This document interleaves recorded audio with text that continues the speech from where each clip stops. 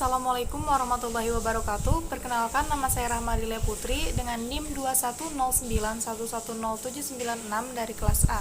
Guna dibuatnya video ini yaitu untuk memenuhi tugas hukum Islam yang dipegang oleh Ibu Mardalena Hanifah SHM Hum, di mana materi yang akan saya sampaikan lebih tepatnya mengenai hukum pidana Islam. Baik, pembahasan kita kali ini terbagi menjadi 6 macam, yaitu pertama mengenai hukum pidana Islam, yang kedua jenis-jenis hukum dalam kajian hukum pidana Islam, yang ketiga asas-asas hukum pidana Islam, keempat bentuk-bentuk jarimah dan pertanggungjawaban, kelima macam-macam dan tujuan hukuman, keenam syarat-syarat untuk menjatuhkan hukuman.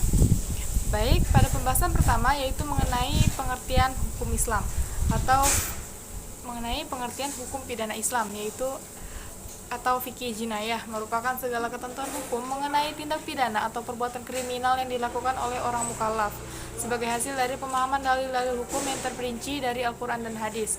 Setiap bentuk hukum pidana Islam selalu berorientasi pada kemaslahatan manusia yang oleh para fuqaha disebut sebagai jarimah, yaitu perbuatan yang oleh syara dilarang dan akan diancam dengan hukuman had atau takzir bagi pelakunya. Setiap tindak pidana pasti memiliki sanksi hukum, seperti halnya dalam tindak pidana pencurian yang disertai kekerasan yang mengakibatkan kematian. Kita beralih ke pembahasan selanjutnya, yaitu mengenai jenis-jenis hukuman dalam kajian hukum pidana Islam. Nah, yang pertama dilihat dari hukuman satu dengan yang lainnya. Lalu dilihat dari kewenangan hakim dalam memutuskan perkara, dan yang terakhir dilihat dari objeknya. Jika diperhatikan, sistem hukum pidana barat yang mendasarkan dan menjustifikasikan teori hukumnya pada pandangan tentang utilitas sosial atau social utility lebih didasarkan pada sumber wahyu Tuhan yang dituliskan di dalam Al-Quran dan Sunnah Rasul Muhammad. Baik, pembahasan selanjutnya yaitu mengenai asas-asas hukum pidana Islam. Asas berarti alas atau bukti yang menguatkan suatu keterangan. Jadi, asas hukum adalah kebenaran yang dipergunakan sebagai tumpuan berpikir dan alasan dalam mengemukakan suatu argumentasi, terutama dalam penegakan dan pelaksanaan hukum, dengan fungsinya sebagai rujukan untuk mengembalikan segala masalah yang berkenaan dengan hukum. Nah, asas hukum pidana Islam ini terbagi atas 5 asas, yaitu ada asas legalitas, yaitu asas yang menyatakan bahwa tidak ada pelanggaran dan tidak ada hukuman sebelum ada undang-undang yang mengaturnya. Asas larangan memindahkan kesalahan kepada orang lain, yaitu asas yang menyatakan bahwa setiap perbuatan manusia, baik perbuatan yang baik maupun buruk, akan mendapatkan imbalan yang setimpal. Lalu ada asas praduga tak bersalah atau presumption of innocence, yaitu asas yang mendasari bahwa seseorang yang dituduhkan melakukan suatu kejahatan harus dianggap tidak bersalah sebelum hakim dengan bukti-bukti yang meyakinkan menyatakan dengan tegas kesalahannya. Asas tidak berlaku surut, setiap perundang-undangan mesti ada masa berlakunya, yakni sejak kapan peraturan itu berlaku, dan asas tidak sahnya hukuman karena keraguan. Asas ini berkaitan dengan asas praduga tak bersalah, yaitu batalnya hukuman karena keraguan ada di dalamnya. Hal ini dijelaskan oleh hadis, yaitu hindarilah hudud dalam keadaan ragu, lebih baik salah daripada membebaskan daripada salah dalam menghukum. Pembahasan keempat yaitu mengenai bentuk-bentuk jarimah dan pertanggungjawabannya. Bentuk-bentuk jarimah ditinjau dari 5 tinjauan, yaitu dari segi berat ringannya hukuman, segi niatnya, segi objeknya, segi cara melakukannya, dan segi tabiatnya. Selanjutnya, pertanggungjawaban dalam syariat Islam adalah pembebanan seseorang dengan akibat perbuatan atau tidak adanya perbuatan yang dikerjakan dengan kemauan sendiri, di mana orang tersebut mengetahui maksud dan akibat dari perbuatannya itu. Dalam syariat Islam, pertanggungjawaban itu didasarkan pada 3 hal, yaitu adanya perbuatan yang dilarang, perbuatan itu dikarenakan dengan kemauan sendiri, lalu perbuatan mengetahui akibat perbuatannya itu. Pertanggungjawaban ini dapat dihapuskan karena hal yang bertalian dengan perbuatan yang berkaitan dengan keadaan pelaku.